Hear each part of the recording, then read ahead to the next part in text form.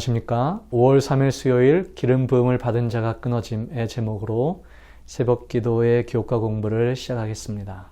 우리 다 함께 기도하겠습니다. 거룩하신 주님, 저희들을 다시 새벽 이른 아침 깨워주시고 주의 말씀 앞으로 나오게 해주시니 그 은혜에 감사합니다. 오늘도 주의 말씀을 우리의 마음에 품고 하루를 살아가게 하시고 임박한 예수 그리스도의 다시 오심을 오늘도 준비하며 깨어 준비하는 우리 모두 되게 해 주옵소서. 말씀을 연구할 때에 성령님 함께 하셔서 깨닫게 하시고 변화되어 실천하는 우리의 생이 되도록 주님 축복해 주옵소서. 예수님의 이름으로 간절히 기도합니다. 아멘. 네, 오늘 내용은 71회의 예언 중에 특별히 70번째 일회, 한 주일의 예언들을 살펴보려고 합니다. 70번째 일회는 여러 중요한 사건들을 포함하고 있습니다. 거기에는 예수님의 침례받으심과 죽으심, 그리고 이방인들에게 복음이 전파되는 예언이 포함되어 있습니다.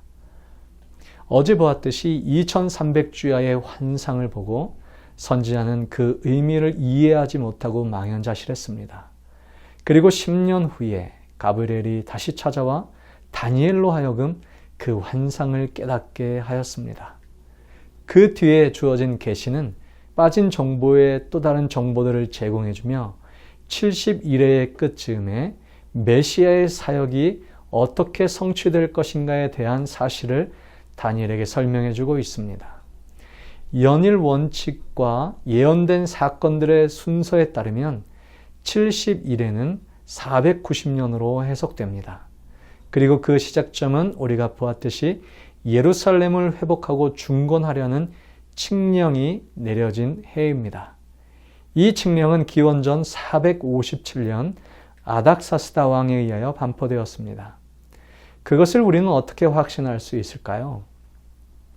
예루살렘 중건령은 구약성경 에스라를 통해서 찾을 수 있습니다. 예루살렘을 중건하려는 왕의 명령은 3번 내려진 것을 알 수 있습니다. 그 첫 번째가 기원전 537년 고레스 왕의 조서입니다. 그것이 등장하는 성경이 에스라 1장입니다. 두 번째 조서는 기원전 520년 다리오 왕의 조서이고 그것은 에스라 6장에 나타나 있습니다. 세 번째 조서가 내려진 것이 기원전 457년인데 아닥사스다 왕 때입니다. 그것을 에스라 7장 7절부터 26절에 기록하고 있습니다. 위의 세 가지 조서 가운데 어느 것이 다니엘서 9장 25절의 기산점에 해당되는 중건령이 될 수 있을까요?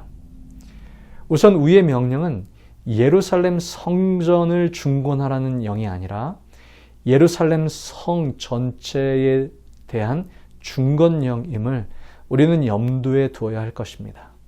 그리고 그 중건령이 하나님께서 유대인들을 위하여 정해주신 기간의 시작이 되므로 유대인들에게 온전한 행정적 자치권이 부여된 시점을 또한 살펴보아야 합니다. 그런 의미에서 고레스 왕의 조서가 내려졌을 당시엔 스룹바벨과 세스바살의 인도로 유대인들 4만 2천 명이 예루살렘으로 귀환했습니다. 예레미야를 통해서 예언한 70년의 포로 생활이 일단 끝난 것입니다. 포로 생활에서 돌아온 유대인들이 우선 성전 건축에 착수했으나 사마리아인들과 그 주변 이방인들의 방해로 그것의 완성을 보지 못했습니다. 두 번째 다리오 왕의 조서는 유대 지도자들의 요청에 의해서 고레스의 조서를 확인한 후에 중단된 성전 공사의 재개를 위해서 내려진 조서였습니다. 그리하여 주전 516년 중건 공사가 끝나게 되었죠. 그러나 아직 예루살렘 성 전체를 복구하는 일이나 정치 혹은 행정, 종교의 완전한 자치권은 회복되지 않은 상태였습니다. 그것이 회복된 때가 바로 세 번째 아닥사스다 왕의 조서가 내려졌을 때인데요. 그때는 예루살렘과 유다에 행정적 자치권이 부여되었고 이로 인해서 유대 민족들은 예루살렘을 중심으로 신정체제와 자치를 실시하게 되었습니다. 신앙과 정치의 회복을 완전하게 이루게 된 것이었죠. 그뿐만 아니라 이 기완령과 함께 돌아온 에스라와 그 일행은 성읍을 건축하고 지대를 수축하고 성곽을 건축하는 일을 계속하여 성전뿐만 아닌 성읍의 재건을 마무리하게 되었던 것입니다. 그렇다면 다니엘서 9장 25절에서 이스라엘 위에 71회의 기산점으로 명시된 예루살렘을 중건하라는 영은 기원전 457년 아닥사스다 왕이 내린 조서에 의한 것임이 확실해졌습니다. 그러므로 주전 457년은 71회가 시작되는 첫 해이며 2300주야의 기산점이 되는 것입니다. 그로 말미암아 유대인들은 에스라의 영도하에 예루살렘을 중건하도록 승인을 받았던 것입니다. 그래서 2300년과 490년의 기산점은 동일하게 기원전 457년이 되었던 것입니다. 이 71회 예언 중 69일회가 지나면 기름 부음을 받은 왕이 나타날 것이다 라고 말하고 있습니다. 기름 부음을 받은 자는 원어로 메시아입니다. 예루살렘 중건령으로부터 즉 아닥사스다 왕의 중건령으로부터 483년이 지난 기원후 27년에 메시아가 나타날 것이라고 하는 예언입니다. 이 중대한 예언은 사실상 예수 그리스도의 탄생의 연도를 예언하고 있는 것이었습니다. 다니엘 시대의 예수님의 탄생 연도가 예고되었다는 것은 참으로 놀라운 사실입니다. 예수님께서 주 27년에 그분이 만 30세 되시던 해에 요단강에서 침례를 받으셨습니다. 그분이 물에서 올라오실 때에 하늘이 열리고 성령이 비둘기 모양으로 강림하시어 기름 부음을 받는 메시아로서의 공생애를 시작하셨습니다. 그리고 마지막 70번째 일회 동안에 중요한 사건들이 발생하게 됩니다. 한 일회의 절반에 기름 부음을 받은 자가 끊어집니다. 이는 그리스도께서 죽임을 당하실 것을 가리키는 것입니다. 흠정역 성경에는 62주 후에는 메시아가 끊어질 것이나 자신을 위해서가 아니요 라고 자신을 위해서가 아니요라는 구절을 추가하고 있습니다. 즉 갈보리 십자가에서 그리스도의 죽음은 자신을 위한 것이 아니라 바로 우리 모두를 위한 죽음이었죠. 그 죽음으로 인해서 제사와 예물이 금지될 것임을 예언하고 있습니다. 예수님께서 십자가에 달려 돌아가실 때에 마태는 그 장면을 이렇게 설명하고 있습니다. 예수께서 다시 크게 소리 지르시고 영혼이 떠나시다. 이에 성소 휘장이 위로부터 아래까지 찢어져 둘이 되고 예수께서 운명하시던 순간 성소와 지성소를 가로막고 있었던 휘장이 찢어졌습니다. 성소 제도와 제사 제도가 끝난 것입니다. 더 이상 예물을 가져올 필요가 없어진 것입니다. 그것은 그리스도께서 침례를 받으시고 3년 반 뒤, 즉 1회의 절반에 자신을 새 언약의 최종적이고 완전한 제물로 드리심으로써 더 이상의 예언적인 의미가 있는 제사 제도가 종결되었다라는 것을 의미하는 것이죠. 즉 더 이상 동물의 희생이 필요 없게 되었던 것입니다. 그리고 71회는 기원 후 34년에 끝나게 되는데 그 해는 바로 스데반이 순교를 당하고 복음이 유대인뿐만 아니라 이방인들에게까지 전파되는 계기가 됩니다. 이 예언들은 정확하게 성취되었습니다. 세대주의 종말론을 주장하는 학자들은 그 한 일회를 따로 떼어 지상 역사의 마지막에 두고 휴거로 시작되는 전 3년 반 환란과 후 3년 반 환란 기간으로 설명하고 있습니다.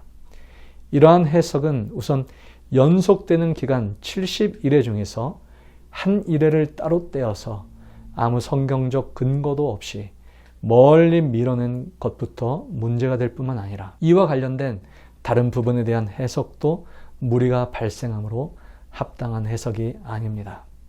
그렇다면 유대인들을 위하여 따로 정해진 이 70일에는 어떻게 끝이 납니까?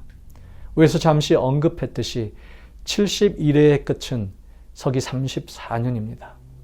서기 34년은 사도행전 7장의 마지막 부분이 일어난 해인데 경건한 집사 스데반이 돌에 맞아 순교하는 장면이 기록되어 있습니다. 이 순교 사건과 함께 예루살렘 교회가 본격적인 핍박을 받게 됩니다. 사울이 그의 죽음 당함을 마땅히 여기더라. 그날에 예루살렘에 있는 교회에 큰 핍박이 나서 사도 외에는 다 유대와 사마리아 모든 땅으로 흩어지니라. 그 흩어진 사람들이 두루 다니며 복음의 말씀을 전할세. 서기 34년에 있었던 스데반 집사의 순교 사건은 예루살렘 교회의 큰 핍박이 시작되는 계기가 되었고 그 핍박으로 인해서 흩어진 모든 그리스도인들이 예루살렘을 넘어 다른 민족에게도 복음을 전파하는 계기가 되었던 것입니다. 그리하여 육적 이스라엘 위에 정해진 70일에 즉 490년의 시간이 끝나고 영적 이스라엘 즉 교회 시대가 열리게 된 것입니다. 그 시대를 지금 우리가 살아가고 있는 것입니다. 2300일에서 70주일 즉 490년을 떼어나면 1810일이 남습니다. 490년의 예언이 성취되었고 1810년의 예언도 성취되어야 했습니다. 기원 후 34년에 1810년을 더하면 1844년이 됩니다. 그 71회의 예언은 나중에 올 1844년을 우리에게 바라보게 합니다. 538년부터 1798년까지 1260년 동안 지속된 종교 암흑시대는 영적 이스라엘 백성들을 단련시키는 핍박의 시대였습니다. 그 기간이 지나고 1800년대가 열리면서 과학의 발달과 제지기술과 인쇄술이 급속히 발달하여 서적을 대량으로 출판할 수 있는 길이 열렸습니다. 1804년에 영국 성서공회가 발족되었고 1816년에 미국 성서공회가 발족되어 성경이 대량 생산되기 시작했습니다. 그로 인해서 예수님의 재림에 대한 관심이 일어나기 시작했고 1830년대 재림운동이 유럽과 북미주를 중심으로 급속하게 확산되기 시작했습니다. 다니엘서 8장과 9장에 나타난 2300주의 기별은 마지막 시대를 살아가기 위한 우리를 위한 기별임이 틀림이 없습니다. 가브리엘 천사는 이 예언에 대해 그 이상은 정한 때 끝에 관한 일이라. 주에 대한 이상이 확실하니 너는 그 이상을 간수하라. 이는 여러 날 후의 일임이니라고 말합니다. 오늘날 우리는 본인이 원하기만 한다면 얼마든지 성경의 진리와 하나님의 뜻을 배울 수 있는 시대를 살아가고 있습니다. 이 얼마나 감사한 일입니까?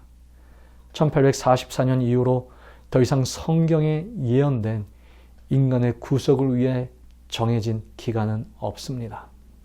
1844년 이후로는 언제라도 예수님께서 이 땅에 재림하실 수 있는 시기이며 지금의 이 시기는 한 사람이라도 더 회개하여 돌아오기를 기다리며 오래 참으시는 하나님의 사랑의 유예의 기간입니다.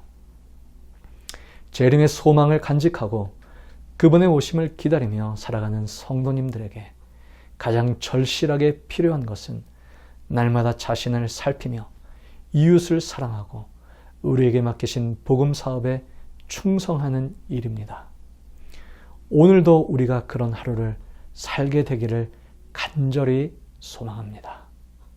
기도의 시간을 갖겠습니다.